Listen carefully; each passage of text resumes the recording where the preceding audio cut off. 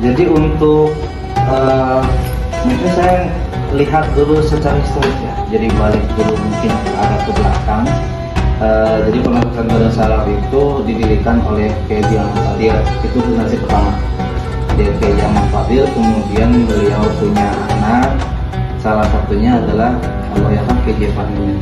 Nah, Allahyarham Kiai Fahmi kemudian mengembangkan pondok pesantren dulu namanya Pondok Pesantren Cidewan.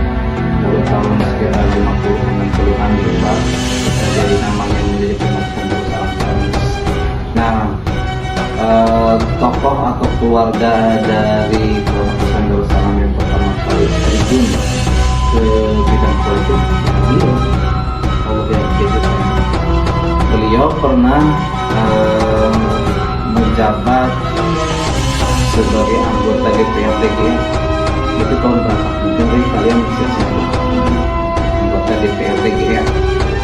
Kemudian setelah itu kalau tidak salah betul ya saya tahun 1998 beliau jadi anggota DPR.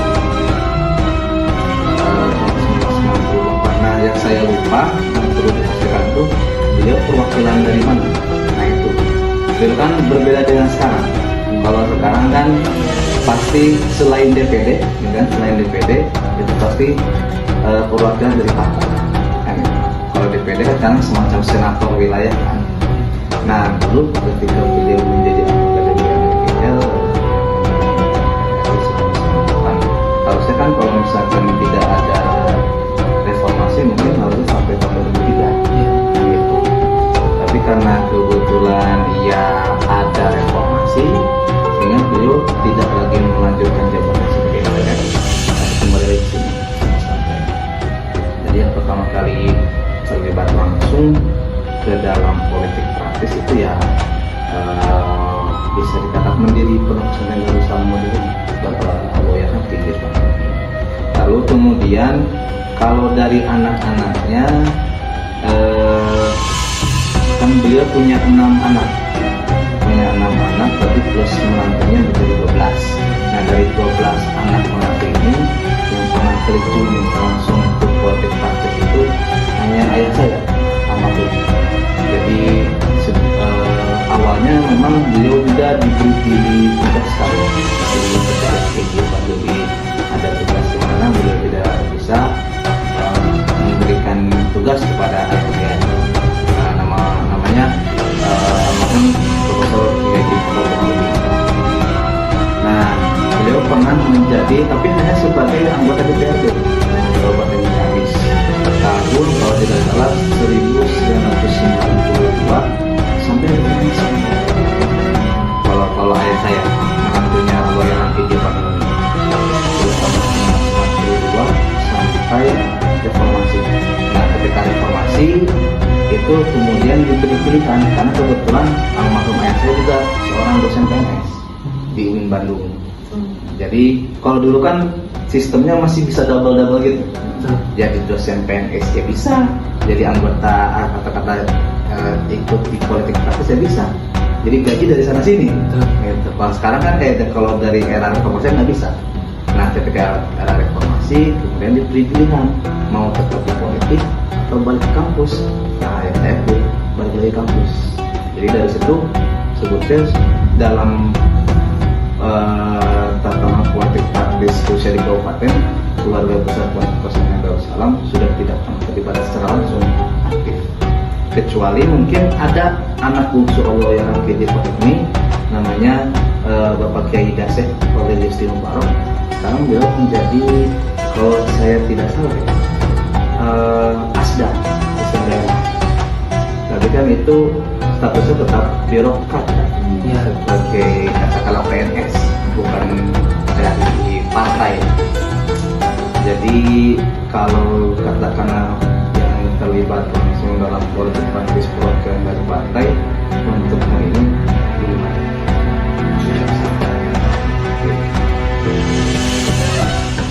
Paling Pak kalau selain dari keluarga itu Pak, dari pesantren itu ada nggak yang kira-kira yang terlibat langsung dalam kegiatan politik atau bisa menjadi misalnya dari alumni? Baik, kalau secara kedekatan misalkan Bupati Kardiat yang sekarang itu kan agak dekat dengan salah satu anak, bukan agak dekat, memang dekat dengan pimpinan pesantren. Kan struktur pesantren itu sekarang begini, pengasuh itu Profesor Fadil Munawar Mansur, kemudian di bawahnya ada unsur pimpinan pesantren. Jadi semua adik-adik beliau itu katakanlah jabatannya di pesantren sebagai pimpinan Dr. Fadil itu terkenal dekat dengan Bupati Ciamis. Jadi saya tidak tahu apakah ketika kemarin beliau maksudnya Pehdiat ketika kemarin Pehdiat dengan Pak Yana almarhum mencalonkan diri, apakah Fadilian itu ikut terlibat sebagai tim kampanye atau apa, saya tidak tahu. Tetapi secara emosional dan secara kultural mereka berdua dekat. Tapi memang Pak Fadilian ini bukan orang politik. Maksudnya dia tidak masuk sebagai anggota partai, tidak juga masuk misalkan simpatisan, karena memang status beliau dosen PNS juga. Gitu.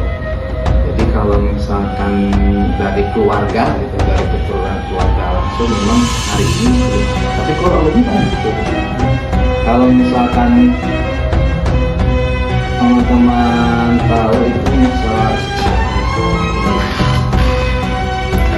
banyak sebetulnya, ada yang aktif di PKS, misalnya saya sebut namanya Dr. Suratman, lalu kemudian ada juga yang aktif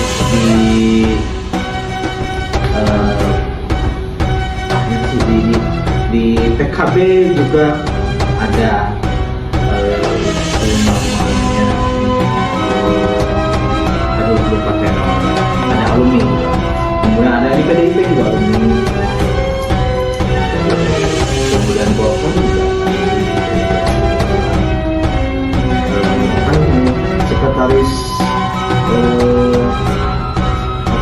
sekretaris umum Partai Golkar DPC Kabupaten Ciamis itu alhamdulillah Bapak Im Setiawan. Saya lupa apakah beliau alumni dari perguruan tingginya, apa pernah di Aliyah atau Sanawiyah, saya lupa. Cuma beliau alumni Bapak Im Setiawan. Sekarang jadi sekung Golkar Ciamis.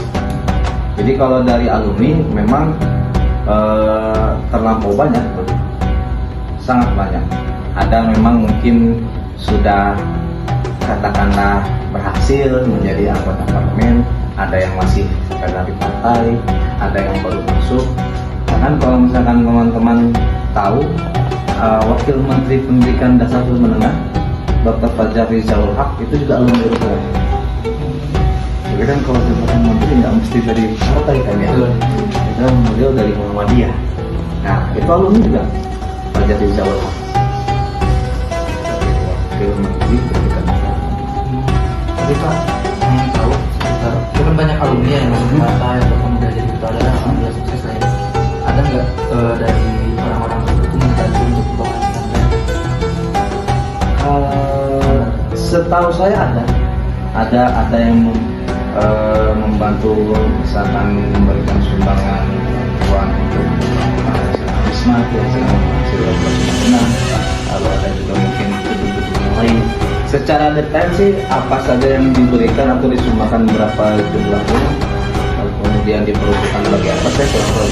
Tapi memang banyak alumni-alumni yang termasuk juga yang sebagai politisi itu membantu pengembangan terutama sekali sarana prasarana. Itu kalau misalkan yang lainnya mungkin masih sebatas ya kita mengandalkan, ya kalau misalnya mungkin kalau tidak ada bantuan kan mungkin mengandalkan dari SPP santri kan, jadi untuk sekedar misalkan bayar guru atau bayar tenaga pendidik, kan itu masih dari internal SPP Syariah bulanan. Kalau untuk sarana prasarana banyak yang memberikan untuk bisa mendukung dan sebagainya. Pak, saya mau nanya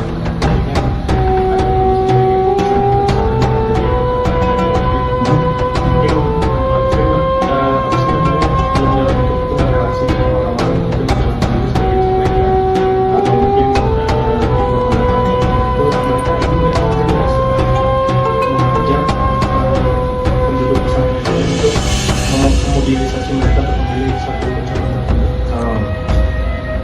Kalau untuk mobilisasi massa, memang sejauh yang saya ketahui memang kalau misalkan mobilisasi massa dengan atau atas nama pesanan sih nggak. Misalkan taruhlah misalkan ada si A, kemudian misalkan dari partai Beringin ya, atau partai apa namanya Beringin tahu ini. Misalnya dari partai Kurma, ada partai Kurma terus tiba-tiba datang ke sini, ayo pilih calon ini perintah pimpinan. Nah, kalau sampai situ setahu saya nggak. Tapi mungkin kalau persen ke persen mungkin tidak. Kalau misalkan persen ke persen artinya dari si A kemudian ke si B lah sini, yang si A ke si C ke sini mungkin ada. Tapi mobilisasi massa dengan atas nama pimpinan atau pengurus itu tidak, saya itu tidak dilakukan, karena memang termasuk ketika pilpres kemarin itu di kita memang tidak diarahkan, maksudnya masyarakat pesantren, santri, tenaga pendidik maupun tenaga pendidikan oleh pimpinan itu tidak pernah diarahkan untuk memilih A, B atau C. Dalam tatanan politik praktis sosial di kabupaten, keluarga Persatuan Pasangan Darussalam sudah tidak pernah terlibat secara langsung aktif, kecuali mungkin ada anak bungsu Allah yang KJ Fahmi namanya Bapak Kiai Daseh Fadil Yusri Mubarak, sekarang beliau menjadi ASDA, asisten daerah. Tapi kan itu statusnya tetap birokrat kan, sebagai katakanlah PNS, bukan dari partai. Banyak alumni-alumni yang termasuk juga yang sebagai politisi itu membantu pengembangan terutama sekali sarana prasarana sampai ada di partai Kurma terus tiba-tiba datang ke sini, ayo pilih calon ini perintah pimpinan. Nah, kalau sampai situ setahu saya nggak ada. Tapi mungkin kalau persen per persen mungkin tidak ada. Masyarakat pesantren, entah itu santri, tenaga pendidik maupun tenaga pendidikan oleh pimpinan itu tidak pernah diarahkan untuk memilih A, B atau C.